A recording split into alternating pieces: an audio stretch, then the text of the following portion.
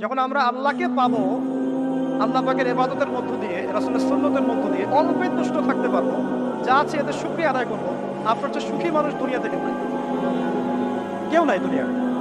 কিন্তু বস্তুবাদিতা আপনাকে এই আকীদা বা আদর্শ থেকে সম্পূর্ণ ডিমোটিভেট করে দিবে। প্রিয় ভাই এবং বোনেরা যারা আলোচনা শুনছেন, আজকে আমাদের প্রথম সবক হওয়া উচিত দুনিয়ার নেশায় আমরা না পড়ি। আল্লাহ পাক আমাদেরকে তৌফিক দান। আল্লাহ পাক আমাদের সবাইকে যারা আলোচনা শুনছি দুনিয়ার প্রেমিক হওয়া থেকে বাঁচা করে। আমি দুনিয়ার প্রেমিক না, প্রেমিক হবো কার? আল্লাহ আখিরাতের। কতটুকু দাম আছে দুনিয়ার? আল্লাহ পাক বলছেন একটা মাছির পাখার সমান না। একটা মাছির পাখার কি দাম আছে আপনার কাছে? আল্লাহ পাক বলছেন পুরো দুনিয়ার দাম আমার কাছে যদি একটা মাছির পাখার সমান হতো, তাহলে এই দুনিয়াতে কোনো কাফের মুশরিক পানি পান করতে পারতো না। তার মানে এই দুনিয়াতে যা করো করো, আমার তো কোনো দামই নাই দুনিয়া। কালকেই তো আমি দুনিয়া ধ্বংস করবো। আর ওই যে দুই জাতির কথা বললাম, জিন এবং মানব জাতি, আপনারা সূরা আর রহমান পড়বেন। রহমান নামটা অনেক ব্যাপক দয়াময়ের নাম, তার মানে আল্লাহ পাক মার্সিফুল, মোস্ট মার্সিফুল। কিন্তু এই সূরা আর রহমানেই একটা ভয়ঙ্কর আয়াত আছে, কি? সানাফরুগু লাকুম আইয়ুহাস সাকলান। হে মানুষ এবং জিন, হে মানুষ এবং জিন, শীঘ্রই আমি তোমাদের দুইটা জাতিকে ডিল করার জন্য আরেক হচ্ছি, অপেক্ষা করতে লাগে। মানে আল্লাহ পাক কুল্লু ইয়াউমিন হুয়া ফি শাআন, মানে আল্লাহ পাক কি করেন? সবসময় তার কাজে ব্যস্ত আছে। মহাবিশ্বের তো গ্রহ নক্ষত্র গ্যালাক্সির অভাব নাই, মাখলুকের কোনো অভাব নাই। আল্লাহ পাক প্রত্যেকটা মুহূর্তেই তার কাজে ব্যস্ত আছে, তার কাজে শানে ব্যস্ত আছে। কিন্তু এই ব্যস্ততা থেকে ফারেক হবেন কাদের জন্য? মানুষ আর জিনের জন্য। সুবহান, মানুষ আর জিনের জন্য। আল্লাহ পাক বলেন সানাফরুগু লাকুম আইয়ুহাস সাকলান। দাঁড়াও, দুনিয়ার মধ্যে এইসব করে বেড়াচ্ছ, তোমাদের দুই জাতির জন্য আমি অচিরে ফারেক হবো ইনশাআল্লাহ। ওইটাই হলো কিয়ামতের দিন। যদি ওই দিনটা আমরা মাথায় রেখে চলি, ইনশাআল্লাহ আমরা কেউ বস্তুবাদী হব না ইনশাআল্লাহ। আল্লাহ পাক আমাদের সবাইকে দুনিয়া মুসাফিরের মতো থাকার তৌফিক দান।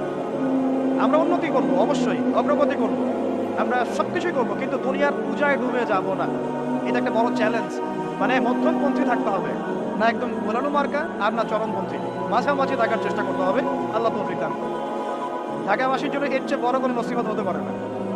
ঢাকা থেকে, ঢাকার মতো যত মানে সিরিজ, মেগা সিরিজ আছে সারা ওয়ার্ল্ডে, তাদের জন্য এটাই প্রথম নসিহত, বস্তুবাদিতা ত্যাগ করতে হবে। বস্তুবাদিতা। আল্লাহ পাক আমাদের সবাইকে বাকির খাতা পূর্ণ করার তৌফিক দান। এখন একটা লক্ষ্য পেলাম, কি জন্য দুনিয়া এসেছে? আপনার ইবাদত করার জন্য। এখন অনেকে ভুল বুঝে প্রশ্ন করতে পারে, তাদের জ্ঞানের স্বল্পতা। আমি ওদেরকে দোষারোপ করবো না, কারণ আমাদের শিক্ষা সমস্যা আছে। আমরা তো সবার মাঝে ইসলামিক সার্বজনীন শিক্ষা দিতে পারছি না। এই কারণে অনেকে প্রশ্ন করতে পারে, তাহলে কি সারা জীবন আল্লাহ বিল্লাহি করতে হবে? আমি কি সারা জীবন তাসবিহ তাহলিল জিকির আজকার নামাজি পড়ে বেড়াবো তাহলে? এটা হলো তার ভুল বুঝ। এই আয়াত সম্পর্কে ভুল ব্যাখ্যা। সঠিক ব্যাখ্যাটা কি? সঠিক ব্যাখ্যা হচ্ছে সূরা হাশরের 7 নম্বর আয়াত। কত নম্বর? সূরা হাশর 7 নম্বর আয়াত। আল্লাহ পাক বলেন, ওয়া মা আতাকুমুর রাসূলু ফাখুযুহু। রাসূলুল্লাহ সাল্লাল্লাহু আলাইহি ওয়াসাল্লাম তোমাদেরকে যা যা দিয়েছেন সব নিয়ে নাও। ওয়া মা নাহাকুম আনহু ফান্তাহু। রাসূল যা থেকে বিরত থাকতে বলেছেন, সমস্ত বিষয় থেকে দূরে থাক। এখন এই আয়াতটাকে সামনে রেখে কোরআন সুন্নাহকে যদি আমরা ঘাঁটি, আমরা দেখব রাসূলুল্লাহ সাল্লাল্লাহু আলাইহি ওয়াসাল্লাম পেশাব পায়খানা ইস্তেঞ্জা করা থেকে শুরু করে রাষ্ট্র চালানো পর্যন্ত প্রতিটা কাজের হেদায়েত দিয়ে গেছেন। আলহামদুলিল্লাহ। এটা কেউ মানি বা না মানি দিয়ে গেছেন, এটা বিশ্বাস করতে হবে। আমল করতে পারি বা না পারি, নবী দিয়ে গেছেন, বিশ্বাস করতে হবে। দলিল চাচ্ছেন, আপনি সহিহ বুখারী করেন, মুসলিম করেন, তিরমিজি, নাসাই, আবু দাউদ এগুলো করেন, দেখবেন আপনি ইস্তেঞ্জা করবেন কিভাবে, বসবেন কিভাবে, ঢোকার সময় কোন পা দিয়ে ঢুকবেন, বের হওয়ার সময় কোন পা দিয়ে বের হবেন, ইস্তেঞ্জা করার সময় কথা বলতে পারবেন কিনা, কতটুকু বলতে পারবেন, গোসল কেমন করে করবেন, ওযু কিভাবে করবেন, আপনি আগে কি পা থেকে শুরু করবেন নাকি হাত থেকে শুরু করবেন, কিভাবে নামাজ পড়বেন, আগে গিয়ে কি সিজদা করবেন নাকি ইকামত হবে, আযান হবে, আল্লাহু আকবার তাকবীর দিবেন, কিভাবে নামাজ শেষে বের হয়ে আপনি ব্যবসায় চলে যাবেন, কিভাবে আপনি ব্যবসা করবেন, কিভাবে চাকরি বাকরি করবেন, সমাজের মানুষের সাথে মেলামেশা করবেন, মানুষকে দিনের দাওয়াত দিবেন, ইভেন কিভাবে আপনাকে যদি আল্লাহ ক্ষমতা দেন আপনি কিভাবে সোসাইটি মেনটেন করবেন, সমাজ এবং রাষ্ট্র মেনটেন করবেন, প্রতিটা হেদায়েত খুঁটিনাটি কোরআন এবং সুন্নাহ দিয়েছে আমাদেরকে। এই বিশ্বাস আগে রাখবেন। এই বিশ্বাস না রাখলে কেউ মুসলিম হতে পারবেন। ভেরি সরি টু সে, এই বিশ্বাস না করলে কেউ মুসলিম হতে পারবে। আগে বিশ্বাস, তারপরে কাজ করতে পারেন কিনা সেটা পরে নিন।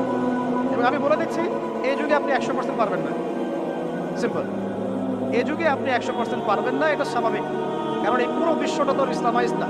পুরো বিশ্বটা ইসলামাইজড, বরং পুরো বিশ্বটা কুফরের উপর আছে। কিসের উপর আছে? পুরো ওয়ার্ল্ডটাই কুফরের উপর আছে। ওয়ার্ল্ডে একটা এক্সাম্পল আমি প্রমাণ করতে পারি, একটা এক্সাম্পল খালি। আল্লাহ পাক বলছে সূরা মুলক, রাতের বেলা পড়তে হয় না সূরা মুলক? রাতের বেলা সূরা মুলক পড়তে হয়, যে পড়বে তার কবরের আযাব হবে না ইনশাআল্লাহ। কবরের আযাব থেকে আল্লাহ পাক তাকে বাঁচাবেন ইনশাআল্লাহ। সূরা মুলক তেলাওয়াত করতে হবে রাতের বেলা। এই সূরার প্রথম আয়াতে আল্লাহ বলেছেন তাবারাকাল্লাযী, বরকতময় সেই আল্লাহ, বিয়াদিহিল মুলক, যার হাতে পুরো মহাবিশ্বের ক্ষমতা। কার ক্ষমতা? তাবারাকাল্লাযী বিয়াদিহিল মুলক, বরকতময় সেই আল্লাহ, যার হাতে পুরো মহাবিশ্বের ক্ষমতা, সার্বভৌমত্ব। ক্ষমতার বাংলা কি বলতে পারি আমরা? এটাকে ইংরেজিতে আপনারা কি বলেন? আপনারা বলেন সভারেন্টি। কি বলেন? সভারেন্টি বিলংস টু আল্লাহ। এখানে সভারেন্টি বিলংস টু কে? আল্লাহ। কিন্তু এই পুরো বিশ্বের সার্বভৌমত্বের মালিক কি এখন আল্লাহ বাকি আছে? মানুষ নিজের হাতে নিয়ে নিয়েছে। কথা বুঝতে পারছেন? পুরো বিশ্বে আল্লাহর সার্বভৌমত্ব চলে এখন, মানুষের সার্বভৌমত্ব চলে এখন। তো পুরো ওয়ার্ল্ডটাই কুফরের উপর আছে না? বিশ্বটাই কুফরের। এখন বাদ দেন, এই ওয়ার্ল্ডে আপনি 100% ইসলাম ডিল করতে পারবেন না, সিম্পল। কিন্তু আগে বিশ্বাস করেন যে একদম টয়লেট থেকে শুরু করে আসমান পর্যন্ত সবকিছুই হেদায়েত কোথায় আছে, কোরআন সুন্নাহ আছে কি নাই? এখন মানতে পারি না, সেটা আমাদের ইস্যু। কেউ বিশ্বাস করেছে, মানতে পারে না, আল্লাহ তাকে মাফ করে দেবে। বিশ্বাস করেছি, মানতে পারিনি, আল্লাহ মানে বিশ্বাস করেছি, আমল করতে পারি না, এটা আমল করতে গিয়েছি, প্রতিবন্ধকতা পেয়েছি, সমাজ এমন ছিল না, বিশ্ব এমন ছিল না, আমি পারি নাই, আল্লাহ মাফ করে দাও, ইনশাআল্লাহ আল্লাহ মাফ করবে ইনশাআল্লাহ। আল্লাহ পাক বলেছেন কারো আমল নামায় যদি শিরকের পাপ না থাকে, যে কোনো গুনাহ আল্লাহ যাকে ইচ্ছা মাফ করে দেবে।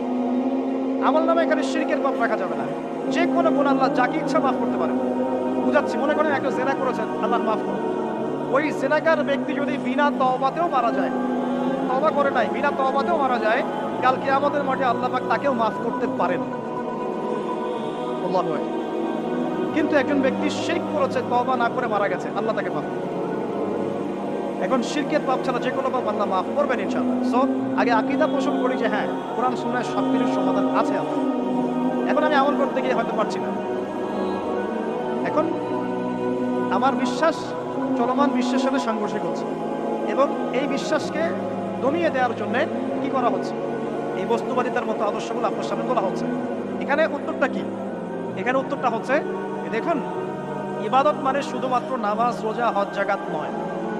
ইবাদত মানে শুধুমাত্র নামাজ, রোজা, হজ, যাকাত নয়, বরং আমার জীবনের প্রতিটা সেক্টরই ইবাদত বলে কাউন্ট হবে যদি আমি সেই কাজটাকে নবীর সুন্নাত অনুযায়ী করতে পারি।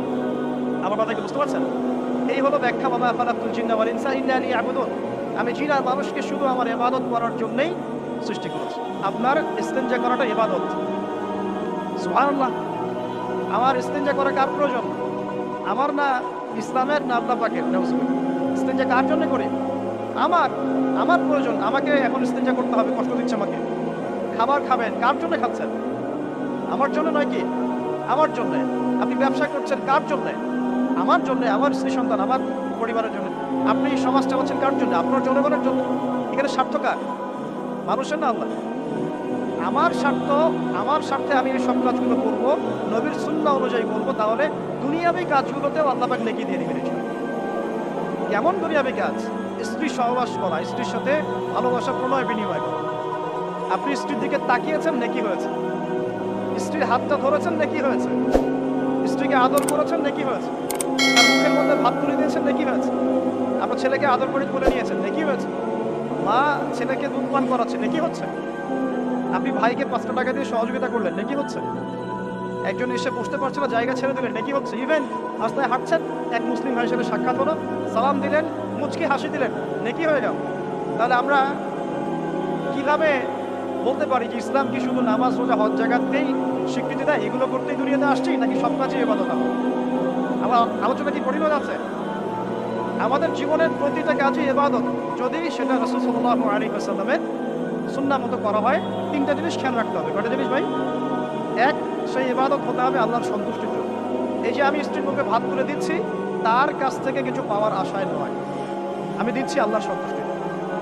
আমি যে একজন মুসলিম ভাইকে হাসি মুখে সাক্ষাৎ করলাম, ও আমাকে ভালো করবে, পরে আমাকে হেল্প করবে, এমন এই জন্য নয়, আল্লাহ পাক সন্তুষ্ট হবেন তাই। আমি নামাজে দাঁড়িয়েছি, লোকে আমাকে ভালো করবে এই জন্য দাঁড়াই নাই। দাঁড়িয়েছি কেন? যাতে আল্লাহ আমাকে কালকে আমাদের মাঠে বাঁচাবে। আমি দাড়ি ছেড়ে দিয়েছি কেন? মানুষ আমাকে হুজুর বলবে তাই, এই জন্য। বরং আল্লাহ রাসূলের সুন্নাত জীবিত করেছি, ইনশাআল্লাহ আমি 50 জন শহীদ সাহাবীর নেকি পাবো ইনশাআল্লাহ। কেন আমি টাকুর নিচে কাপড় পরছি না? কারণ কি মানুষ আমাকে বলবে নতুন ফ্যাশন? না, আমি এই কারণে পড়ছি, যাতে রাসূল সাল্লাল্লাহু আলাইহি ওয়াসাল্লাম কাল কিয়ামতের মাঠে এই সুন্নাহর উপর আমল করার জন্য আমার পক্ষে সুপারিশ করে। আমার ইবাদত, আমার পর্দা, আমার পরিবার, আমার ব্যবসা, আমার অর্থনীতি, আমার পলিটিক্স সবকিছু আল্লাহর জন্য করব, এই একটা হলো মূলনীতি ইবাদত কবুল হওয়ার। এক। দুই, সেই আমলটা হতে হবে রাসূলের সুন্নাহ মোতাবেক, অন্য কোনো পদ্ধতিতে নয়। মনে করেন আমি একজন খুব বড় বুজুর্গ হয়ে গেছি, নাউজুবিল্লাহ, আমরা এত বড় বুজুর্গ হয়ে যাই নাই, যে টাইটেলগুলো আপনারা দেন এগুলোর কোনো প্রয়োজন নাই। এখন একজন বড় বুজুর্গ এসে যদি আপনাকে কোনো ইবাদতের পদ্ধতি শিখিয়ে দেয়, এই পদ্ধতিতে ইবাদত করো, অনেক ভালো হবে, কিন্তু ওই পদ্ধতির সাথে রাসূলের এবং সাহাবীদের পদ্ধতির কোনো মিল নাই। মুখরোচক মনে হলেও, দেখতে সুন্দর মনে হলেও, এবং অনেক মানুষ তা করছে এরকম দলিল থাকলেও সেই কাজটা করা যাবে। কারণ কি? কারণ সেই কাজটা রাসূল সাল্লাল্লাহু আলাইহি ওয়াসাল্লামের সুন্নাহ মাফিক হয়নি। আল্লাহ রাসূল করেন নাই, সাহাবীরা করেন নাই, বাস আমি করব, ইমামরাও করেন নাই, পরবর্তী জেনারেশনে কেউই করেন নাই। এখন যত ভালো টাটকা মজা লাগুক, দেখতে সুন্দর লাগুক, বহু মানুষ করছে, এইসব দলিল ইসলাম টিকবে না।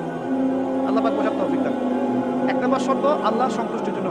দুই নম্বর রাসূলের পদ্ধতিটা হতে হবে। তিন নম্বর খুব ডিফিকাল্ট, তিন নম্বরটা বেশি ডিফিকাল্ট। প্রথম দুইটা পার হয়ে গেলেও তিন নম্বরে গিয়ে আমরা আটকে যাচ্ছি। আর বলবো, রাগটাগ করবেন না তো। তিন নম্বর হচ্ছে রিজিক হালাল হতে হবে। রিজিক হালাল হতে হবে। পশ্চিমার আদলে করা এই পুরো বিশ্বের বেশিরভাগ মানুষের রিজিক এখন হারাম। কেন হারাম? কারণ কোনো না কোনোভাবে আমরা সুদের সাথে সম্পৃক্ত হয়ে যাচ্ছি, কোনো না কোনোভাবে।